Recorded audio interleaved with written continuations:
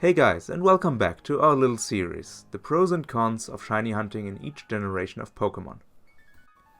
Today we take a look at our beloved Generation 4 games, being Pokemon Diamond, Pearl, Platinum, Heart Gold and Soul Silver. As usual, we compare the positive and negative aspects of shiny hunting. Keep in mind that this is just my personal opinion. What may be positive for someone can be negative for another one. So, let's get started. Pros. The methods. Oh boy, thank God.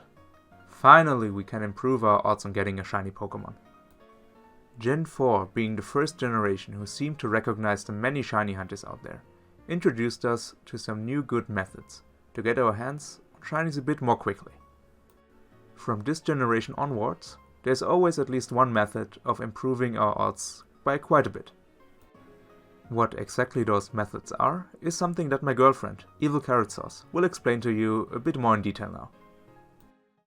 Hey guys, I'm EvilCarrotSauce, and I'm officially hijacking RJ Raccoon's video. There are two new ways to shiny hunt in the 4th generation, as well as the old methods. Full odds, or 1 in 8,192 chance encounters still exist, for soft resetting, regular egg hatching, and random encounters. The first new method is the Masuda method. It was introduced to get players to trade internationally, bringing communities together. As a bonus, it gave you better odds of breeding shinies. With Diamond and Pearl, the global trade system was introduced, allowing players to trade Pokemon internationally over Wi-Fi. If you obtained a Pokemon from another country and bred it with one of your own, the odds of hatching a shiny increased to 1 in 1,683, making a shiny almost 5 times more likely than normal to appear. Unfortunately, the GTS closed down in 2010, making it no longer possible to trade internationally in the 4th gen games. However, if you have an international Pokemon in your cartridge already, you can still use it for the Masuda method. The second method is radar chaining, my personal favorite shiny hunting method after full odds. Once you complete the national dex, you obtain the Poke Radar, which allows you to chain the same Pokemon repeatedly for increased shiny odds. This method is a little complicated, so a tutorial will be linked in the description below for those interested. It can be a bit tricky, but the optimal result is that if done correctly, you will have a 1 in 200 odds of finding a shiny Pokemon, which can even amount to around 1 in 50 if 4 grass patches appear. You'll know if you have a shiny if one of the patch of grasses sparkles. Just walk into it for a guaranteed shiny. I found a shiny Baniri using this method, which I've since evolved and transferred to my copy of Black version. Following Pokemon. One of the most beloved features of Generation 4, and mostly restricted to the Johto games Heart Gold and Soul Silver, it provides your first party Pokemon following you in the overworld. You can interact with your Pokemon, and it's overall a cute feature.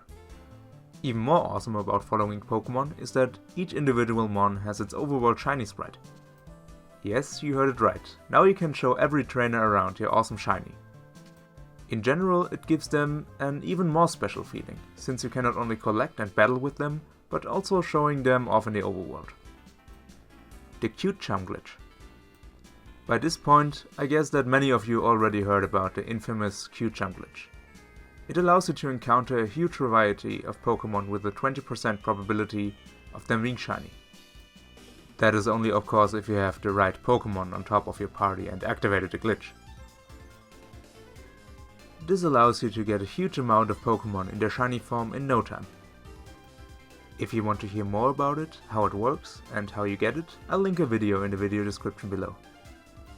Personally, I messed a lot with it, and I wouldn't consider the Pokemon that I get that way honestly earned shiny Pokemon, but that's only my opinion.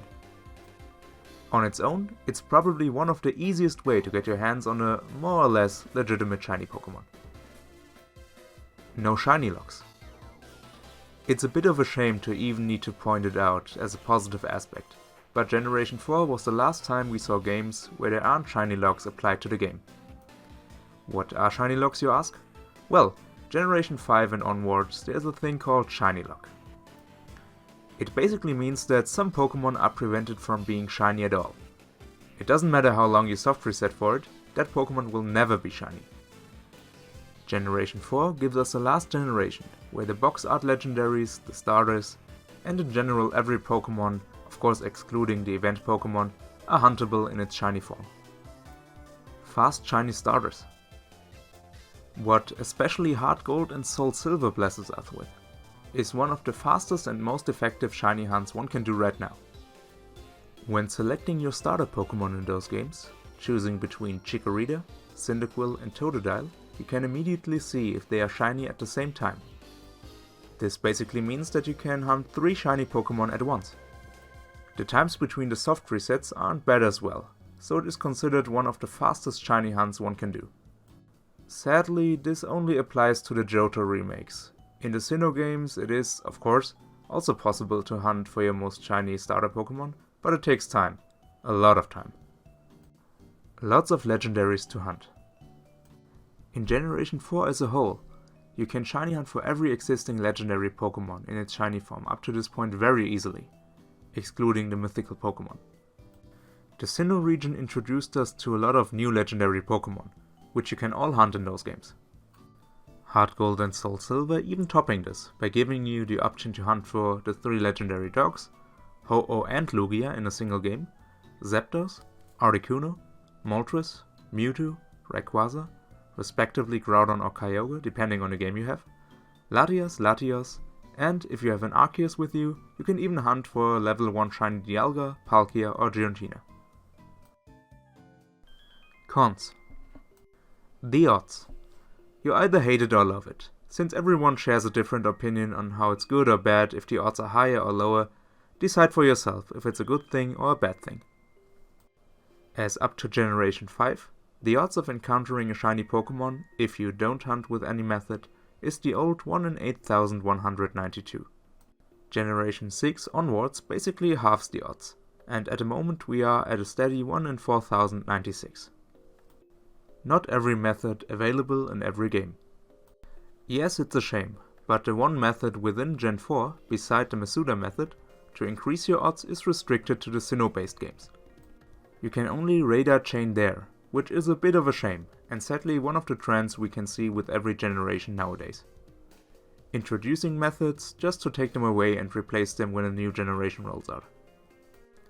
Encounters take time. In comparison to Generation 2 and 3, encounters in the Generation 4 games are slow. The whole battle system in general is a bit slower in those games. And if you plan to shiny hunt there, be prepared for longer encountering cutscenes in between. High prices.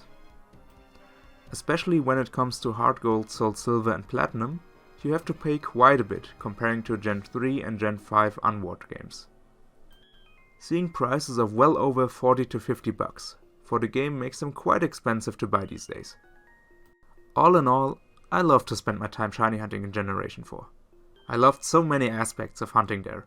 The overworld Pokemon, the gorgeous shiny sparkles when sending out your Pokemon or encountering a shiny. It feels really great hunting there, and there are lots of targets to hunt for. So, what are you waiting for? And that's it for this episode of the pros and cons of shiny hunting. What is your opinion of hunting in Sinnoh and Jotho? What shinies did you get there? Please let me know in the comments. I really hope you enjoyed the video. Until next time, and have a good day.